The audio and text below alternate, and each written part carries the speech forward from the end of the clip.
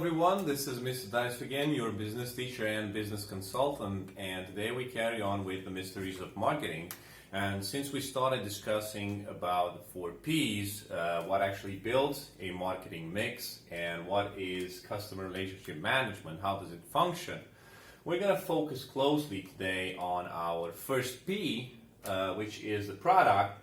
And now that we have decided that we know what our product is, we know how it looks, we decided on our branding campaign and what branding would actually mean when it comes to defining our product, the promise we're going to make towards our clients with our product.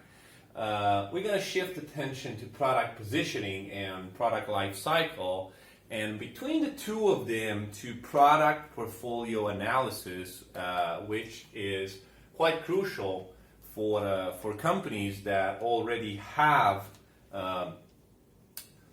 products and history with them, and they want to make sure that they're profitable and they're worthy to be kept over there in the production line. So we now shift our attention, as we said, to how do we position our product on the market. How do we position our product on the market? And we understand that product positioning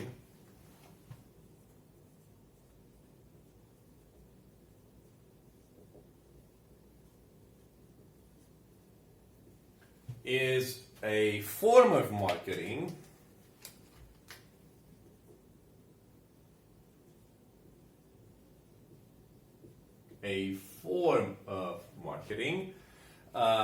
that presents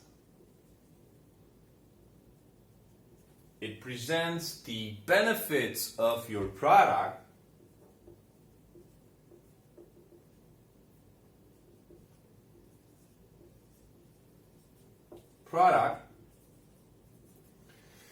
to a certain target audience. Okay? And in order to have effective product positioning, okay, in order for it to be effective, we need to have a clear understanding, so it requires clear understanding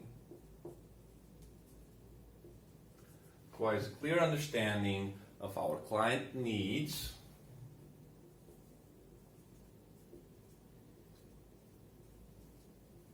and wants, of course. So why is this important? Why does it require clear understanding of the client needs and wants? Because this way, the right communication channels and the right key messages, so the right communication channels and the right key messages are actually chosen to reach our clients, the king, right? Those that have the money and are willing to spend it on our products and services. This entire process of product positioning starts with identifying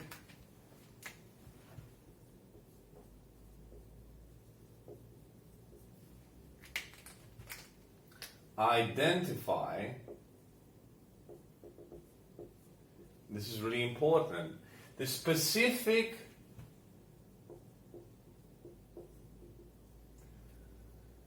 niche market segment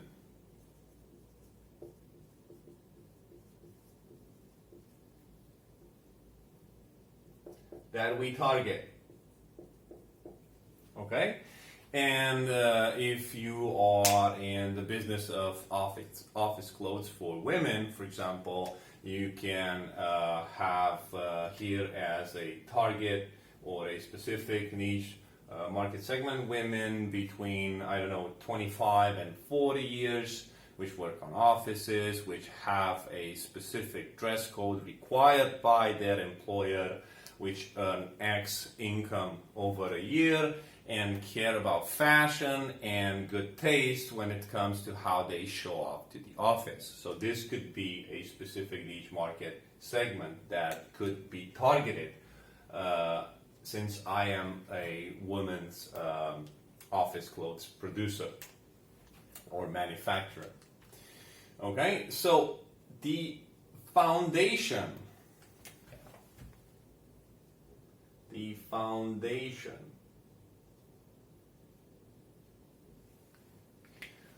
of any effective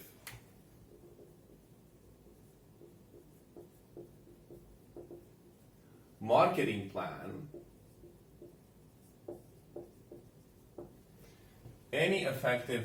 plan, has its foundation product positioning. Why?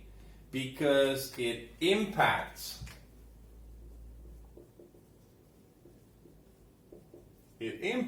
the ultimate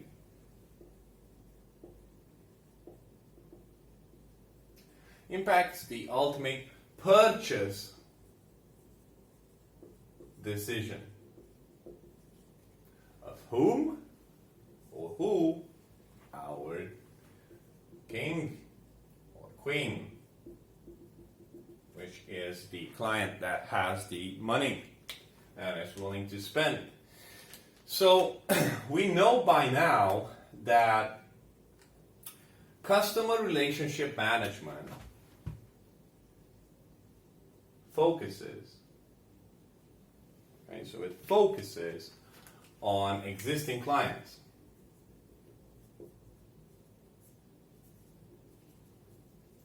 Okay? But when it comes to actually being faced with the pickle of when to put out there, so knowing when to put out there a new product on the market, or when there's an already existing product actually requires or might be in need of an update.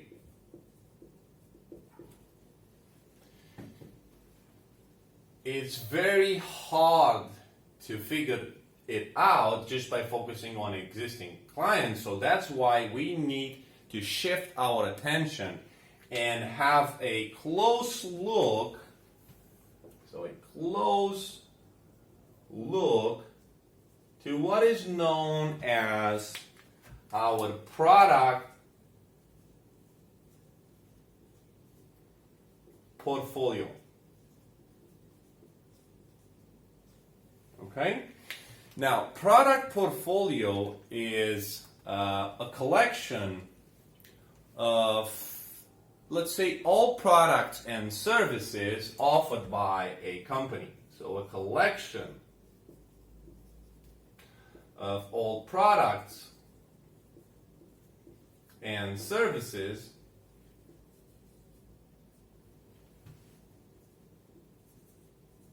offered by a company. Okay? Now, if we want to know when to put out there a new product or when to update an existing one, we need to conduct what is called as a product portfolio analysis. Okay? Product portfolio analysis focuses individually on each product individually and aims to look at each of the products that we actually have as available there, and we produce them and we aim to sell them from revenue perspective, how much revenue does it bring, sales perspective, how many items do we actually sell within a year, profit perspective, contribution, how much does it contribute to the overall good of the business, and last but not least, does it have an ascending trend in terms of growth? Yeah. It is very often that as a result of such a analysis, companies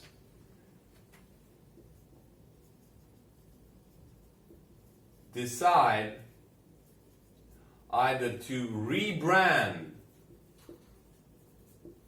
a product or a service, kill. I know it sounds very tough, but you could be facing a situation when it's less costly to withdraw your product from the market than actually keep on spending money to promote it and keep it out there, because it doesn't generate sales and is no longer attractive to the customers and it has become obsolete. This could be the reality. So they can even decide to kill a product, and they can decide on how to promote better their flagships.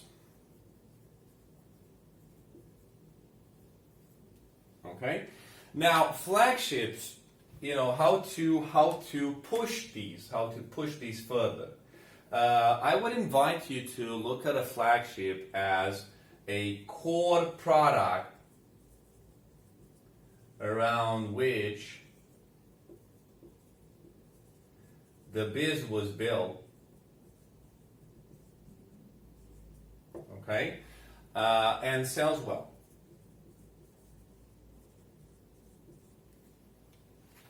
Okay, if you were to you can take the example and look at any phone manufacturer and look at the most performant and expensive products that they have over there, which are deeply rooted in the core of the business and why the business started, like Apple, for example, and which also sell very well, and focus how do we promote these flagships and make them much more performant in terms of revenue that they generate and profits. So this would be the most popular decisions that companies would usually take as a result of having such an analysis to their product portfolio. And one key element in this product portfolio analysis is the product life cycle.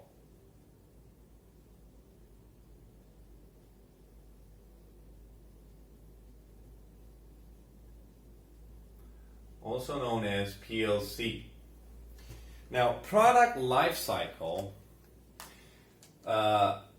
we do have technical definitions, unfortunately, not non-technical or informal ones, which are more appealing. But the technical definition for product life cycle over here would be progress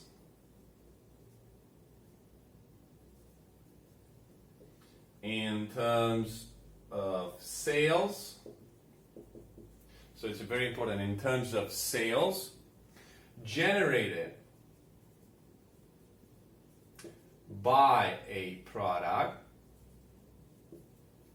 generated by the product, from the moment it was introduced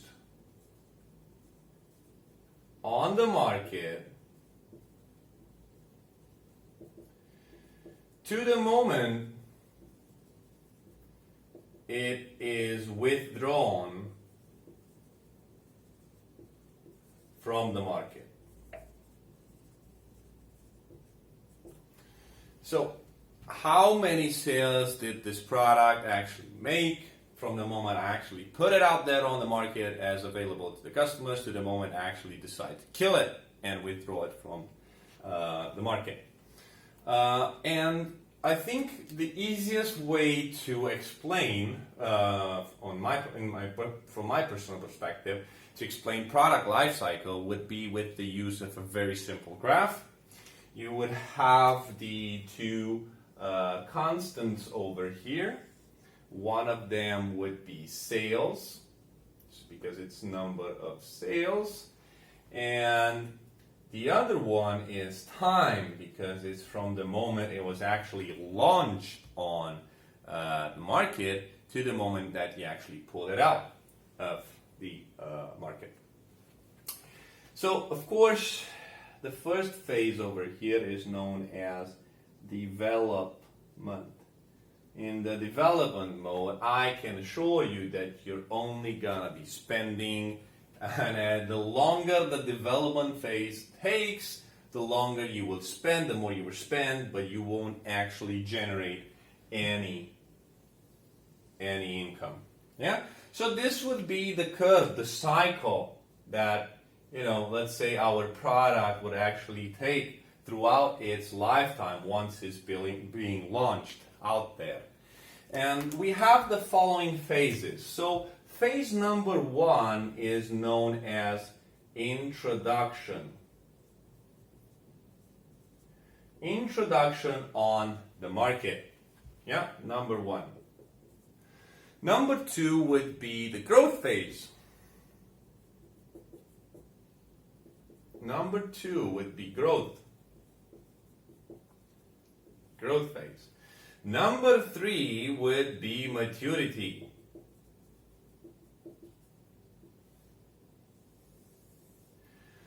Number 4 would be stagnation.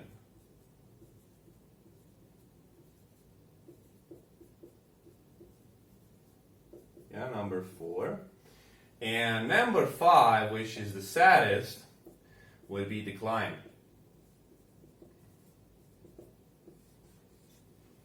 Okay? And let's discuss a bit about the characteristics of each so that you understand, and it's easy to identify when one of your products from the portfolio has actually hit this milestone and it's the alarming moment that you should do something about it. In introduction, what is characteristic of the introduction phase of a product when it comes to its life cycle is that promotional costs are high.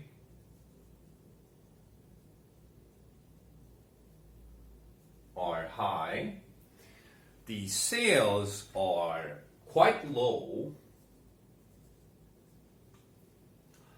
Competition is fierce.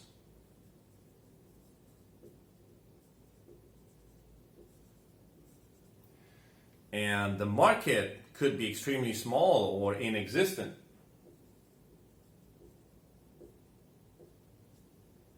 Yeah.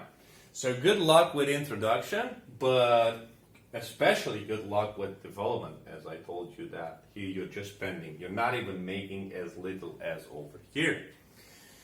Then comes the growth phase, and this is the situation in which our product has promotional costs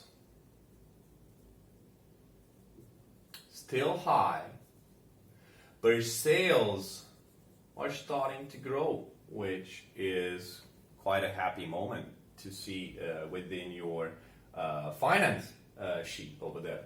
Your market share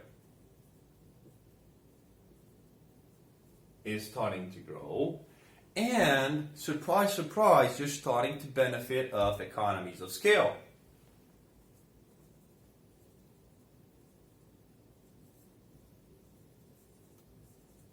For more details about economies of scale, make sure you watch this video if you understand better what does it actually involve. So you can search this on the YouTube channel exactly after this title. Now comes the maturity phase, and who doesn't love this phase? Well, maturity phase, we have promo costs, decent, I would say still high, but decent, right? We have sales going crazy, booming, and we see a constantly increasing market share.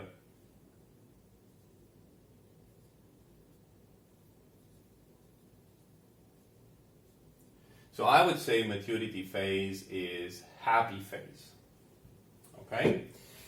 But what I would do whenever I start feeling, if I were to feel comfortable and see that promotional costs are decent, sales are skyrocketing, market share is increasing, I know it's a paradox what I'm about to say, but this is the moment when I, as a professional, start to worry, okay? And I'm gonna tell you why, is because once this phase gets consumed, you have stagnation, which means that nothing changes over there or improves, regardless if you're pumping more money in promotion or anything, variables don't change, and it's just a matter of time until you can hit decline phase.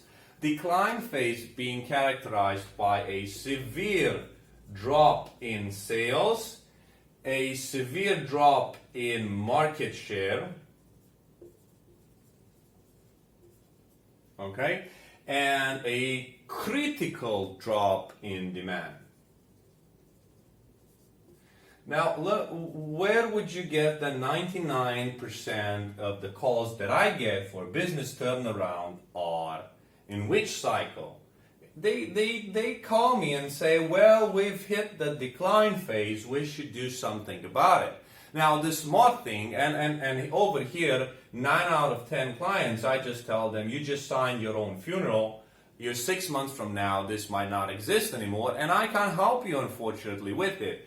If you would have called me in this phase when we would have the money and the position, and we would have been able, in a smart way, to focus on extension strategies, then we would have had a good shot in extending our maturity phase and enjoying better sales and more profits. So extension strategies actually keep our product as much as possible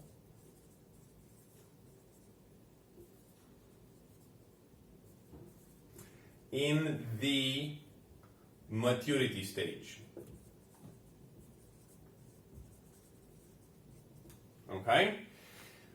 Some of the most popular examples that I can give you of extension strategies that you could apply would be new packaging, price reduction. This is an easy one to be done, especially when you have a huge market share and you're dominant and your sales are booming. And bring in new features that your product actually offers within the same money, if possible. So these being said, just bear in mind that when we're trying to position our product on the market, we need to understand clearly what our client needs and wants are so we can communicate effectively with them, because ultimately they are the ones that take the purchase decision. And regardless of the fact that customer relationship management focuses on the client, if we're thinking of launching a new product or updating an existing product that would fit better on the market and generate more leads, it needs to be done through a product portfolio analysis. And the most important angle within a product portfolio analysis is the product life cycle. And bear in mind that once you hit maturity phase, that's the moment when you need to plan your next move, so that decline phase is as far as possible from you. Thank you very much for watching this video, and don't forget, if you have any queries, just drop me a line and I'll help you pull it through.